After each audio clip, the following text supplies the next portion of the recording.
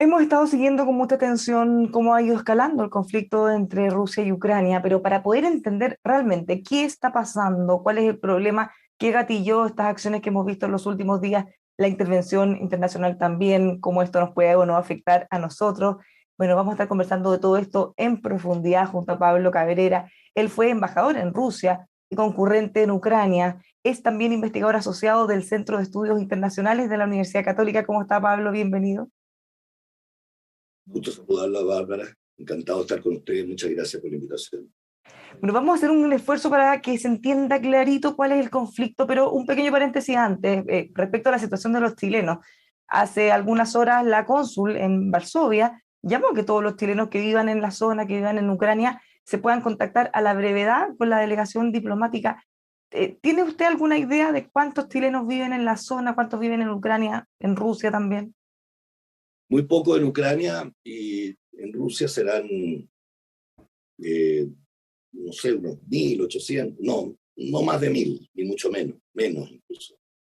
Por lo menos en mi época, ahora no tengo actualizado, pero en Ucrania muy poco. Yo fui embajador concurrente en Ucrania entre el 2000 y el 2004, y incluso una vez hice la fiesta nacional, la recepción nacional en Ucrania, y era muy poco chileno. Que cuando decimos muy poco, ¿de qué estamos hablando? ¿Decenas, centenas? Más o Sí, menos, para tener una dimensión, poder sí, cambiar. sí, decenas Vaya, decenas, muy, muy en poquito. Ucrania. Sí. Bueno, y en este caso se le hace el llamado, ¿qué significa eso? ¿Qué implica o qué riesgo se ve que ellos podrían correr eventualmente? Veo que se están sumando al llamado de la comunidad internacional que hace Estados Unidos y algunos países como el Reino Unido, Canadá y Australia, que están sacando a sus diplomáticos y preocupándose de sus nacionales. No así Europa, que le está bajando el perfil a estos llamados, pero nosotros somos tan pocos que mejor conectarse. Antiguamente la embajada se conectaba desde Rusia, ahora veo que está desde Polonia. Pero es que de Rusia el epicentro del conflicto también. No, es que lo que pasa es que la embajada se trasladó la concurrente a Polonia. Bueno, vamos entonces ahora para poder profundizar. ¿Cómo se origina este conflicto? ¿Por qué es tan importante Ucrania para Rusia? Mirar este conflicto se puede mirar de diferentes aristas. Se puede mirar de la arista histórica, de la arista internacional, de la arista local, de la arista regional y por cierto, también de la actualidad, no solo con su historia, sino que reflejada en la actualidad. Y yo creo que históricamente, bueno, nos podemos ir muy atrás, que tiene que ver con la forjamiento y unión de la nación rusa. Y esto de la nación rusa no es baladí a los ojos de la comunidad actual, porque Rusia siempre ha tenido el ánimo y se ha posicionado en el mundo como una suerte de coordinar eh, el Oriente con el Occidente, están en el medio. Ellos no se han sentido nunca ni una sociedad asiática ni una sociedad occidental. Se han sentido una civilización especial, particular, donde la unión de la nación rusa es tremendamente importante. El nacionalismo, la ortodoxia, porque también la religión. Tiene mucho que ver con eso y eso se refleja a través de la historia y, valga decirlo, desde que el presidente Putin asume el poder la primera vez. El presidente Putin asume el poder en el año 2000 y dice que él va a recuperar el orgullo ruso. Y ese orgullo ruso tiene que ver con la unidad, y la unidad de la nación rusa, que nace en Kiev, justamente, para después, cuando se unen con el imperio bizantino, se transforman en cristianos. Y ahí asumen un liderazgo también en materia de cristiandad en ese espacio que no es asiático y no es occidental. Y ese espacio de cristiandad tiene mucho que ver también con el posicionamiento de Putin desde el primer día. Ustedes se acuerdan que le dio mucha importancia al tema de la religión, el tema o sea, llamado el tema de la ortodoxia, ¿no? O sea, la religión como la tercera Roma, que en la historia, mirando la historia, ¿no? La Roma eterna, la Roma de Bizancio y la Roma de la nueva cristiandad, que ellos entendían así. Más cercanamente, con la desmembración de la Unión Soviética, 15 repúblicas se separaron de la Unión Soviética, y una de ellas, que fue la que le causó más impacto a los rusos, fue Ucrania.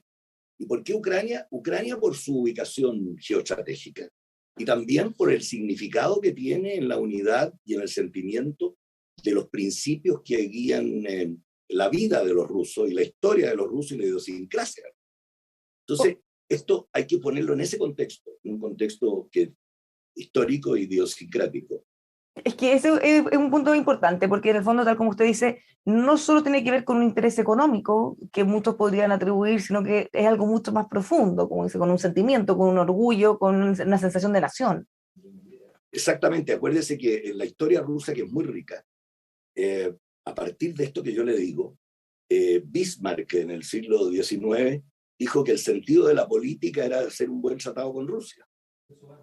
¿Y por qué? Por esto, por las dificultades que significa tener un escenario o un país, un estado inmenso, enclavado entre medio de los dos, entre Oriente y Occidente. Y eso ellos lo han reflejado incluso en su emblema nacional.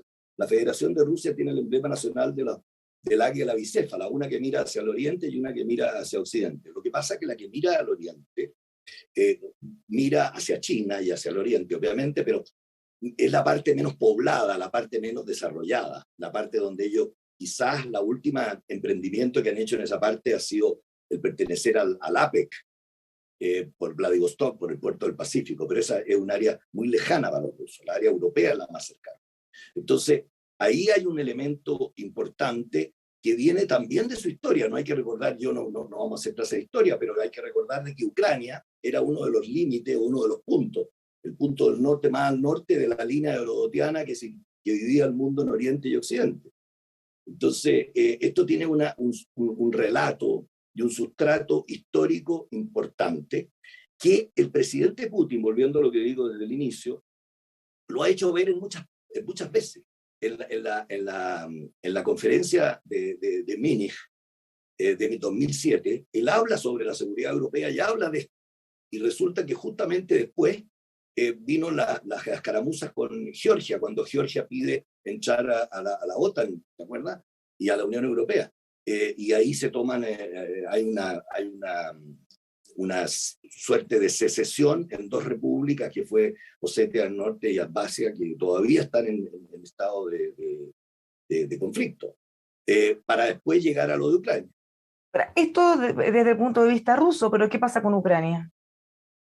Ya, ahora le pasa con Ucrania. Ucrania, desde que se independiza, empieza a acercarse, igual que los otros países que pertenecían al área del Pacto de Varsovia, al área de la Unión Soviética, es consciente del valor de su posición geoestratégica y geopolítica, comienzan a acercarse a Europa. Y al acercarse a Europa, reclaman o piden ser parte de la Unión Europea y parte de la OTAN, de la Organización Transatlántica de Seguridad Europea, lo que cambia el tablero de la seguridad regional en Europa, que había sido impuesta, entre comillas, a la Federación de Rusia por el hecho de haberse desmembrado el año 91, ¿no? Entonces, que Putin considera el fracaso y la tragedia más grande del siglo XX, la desaparición de la Unión Soviética, y la considera por estas razones que son geoeconómicas, geopolíticas y geoestratégicas, y que no se pueden separar. Hoy día en el mundo de hoy, para analizarla y mirarla, hay que analizarla las tres en conjunto. Y Ucrania sabe de esto, como sabe Rusia también. Y en el reordenamiento del orden internacional, obviamente que Ucrania tiene una importancia muy grande con respecto al tema del reordenamiento de la seguridad europea y el reordenamiento del el mapa geopolítico mundial. O sea, cuando Ucrania pide, ¿se acuerdan usted, el año 2013, de ingresar a la Unión Europea y estuvo a punto de firmar el acuerdo de asociación en ese momento, se produjo una suerte de revolución, Euromaidan, ¿se acuerdan? En la plaza de Kiev, que trajo consecuencias que hoy día están en el tapete de la discusión y que explican un poco cuál es la situación que existe hoy día en Ucrania. Por eso, esto no es un asunto de hoy. Yo personalmente lo he dicho como que es una suerte de los prolegómenos de una guerra moderna, que a lo mejor nunca estalla en términos como estamos acostumbrados a lo que eran las guerras. Es una guerra moderna en el sentido de la disuasión, en el sentido de marcar líneas rojas, en el sentido de marcar espacios. Y yo creo que estamos en el fondo en una guerra que por suerte anoche tuvo una tregua, una distensión. Anoche hubo un llamado entre el secretario de Estado de los Estados Unidos con el ministro de Relaciones Exteriores de China, donde hablan de la necesidad de bajar las tensiones y un mensaje a Europa para bajar las tensiones y a los Estados Unidos. Sí, y de Porque hecho Rusia anunció que va a tener conversaciones, nuevas negociaciones sobre Ucrania en un par de semanas, en Berlín también. exactamente. Entonces yo creo que hoy día, en un mundo de pandemia, en un mundo de dificultad económica, en un mundo donde estamos cruzados por las migraciones, por la dificultad económica, el acceso a la energía, los precios de la energía, las inflaciones económicas, yo creo que es muy contraproducente estar alentando o pensando en una guerra letal, abierta, entre dos naciones que el objetivo final de una es unir a la nación, o sea, no es dividirla. Entonces, a partir del 2013 y el 2014, con esta Rusia ya más reconformada después de la desaparición de la Unión Soviética, con un Putin ya mucho más asentado. Acuérdese que también, desde un punto de vista político, no solo había que ensalzar la religión, la ortodoxia y la autocracia como poder, sino que también había que reforzar el Estado y la centralización del Estado. Putin impuso por mucho tiempo, desde su asunción al poder, recuperó un poco la centralidad del poder que tenían las repúblicas, e incluso las repúblicas que se mantuvieron en la Federación de Rusia, les redujo el poder a los gobernadores de esa república y centralizó esto. Y se acuerda usted que el año pasado hubo una reforma constitucional importante para no seguir con esta seguidilla de cambios que se iba a jefe de Estado y a jefe de gobierno y volvía, y se hizo una reforma constitucional importante que está inserta en esto. Entonces, 2014 viene esta estampida, esta situación, y Rusia aprovecha la oportunidad, yo siempre digo pensando en su cultura y en su visión oriental, donde la historia se hace a través de las oportunidades, se configura a través de las oportunidades, que tenemos otro ejemplo en otras partes, se anexa Crimea. ¿Y dónde está la fuerza de haberse anexado Crimea? Que se anexó Crimea y hubo un plebiscito, un referéndum en Crimea donde la mayoría de la gente, libre o no, ese es otro problema de discusión, pero supuestamente libre porque fue la reacción, mayoritariamente aprobó pertenecer a Rusia. Y paralelamente con eso, hubo por insurrecciones en las dos repúblicas, Lugansk y Donetsk, que son limítrofes con Rusia y son la parte más industrial de Ucrania, la más importante para su desarrollo. También se declaran en rebeldía y hay un amplio número de la población que quiere volver a pertenecer a Rusia, si bien es cierto, Rusia no las reconoce. Las mantiene ahí como estado de ayudados, según se dice, por oligarcas rusos, etc. Y ahí comienza un proceso de reacomodo donde yo creo que ambas partes, Europa con Ucrania y Rusia, tuvieron algunos fallos en materia de conducción de la política. ¿Por qué? Porque los acuerdos que se firmaron en ese momento, respaldados por dos países occidentales, que fue el Cuarteto Normandía, que habrá leído usted que son Francia y Alemania, más Ucrania y Rusia, llegaron a un pacto de Minsk que refrendaron un pacto que tenían antes, que habían firmado antes Rusia y Ucrania, de no agresión y de tregua y de cese de la hostilidad. Ese pacto establecía una cantidad de normas. Y dentro de las normas, no se las voy a nombrar todas, pero dentro de las normas decía que había que mantener una zona demilitarizada de 30 kilómetros a cada lado de la frontera, cosa que nunca se respetó. Segundo, Europa, algunos países siguieron enviando armamento a Ucrania. Y la situación, que es muy evolutiva y muy dinámica, también incorporó el tema de la democracia y los países que son promotores de la democracia, Estados Unidos y las fronteras y los países de la soberanía territorial de los estados. Y Ucrania participó, fue invitado incluso ahora a la cumbre de las democracias. Sí, Es dígame. que justamente a propósito de esto, si cuánto puede escalar o no, desde Rusia descartan que tengan intención de invadir Ucrania, así tal cual como lo conocemos, como decía usted, en los viejos tiempos, pero en lo concreto ya han movilizado más de 100.000 soldados rusos en la frontera. Por otro lado, Estados Unidos, Reino Unido, entre otros, han enviado continuamente armas a Ucrania también. ¿Cómo se vive esa tensión? ¿Esto es solamente una demostración de fuerza? ¿Eventualmente podría haber un paso más allá y terminar en una guerra? Pero uno nunca puede saber cuál es el outcome, o sea, el resultado de todo esto, ¿no? Pero obviamente que es una prueba de fuerza. Es una prueba de fuerza en la cual Rusia está tratando de lograr, imagino yo, la neutralidad de Ucrania. Una neutralidad tipo Finlandia, tipo Austria en su momento, que es difícil de lograr de acuerdo a las condiciones y a la dinámica de la globalización hoy día y de cuál es el mapa geopolítico que existe hoy día en tema de las grandes potencias.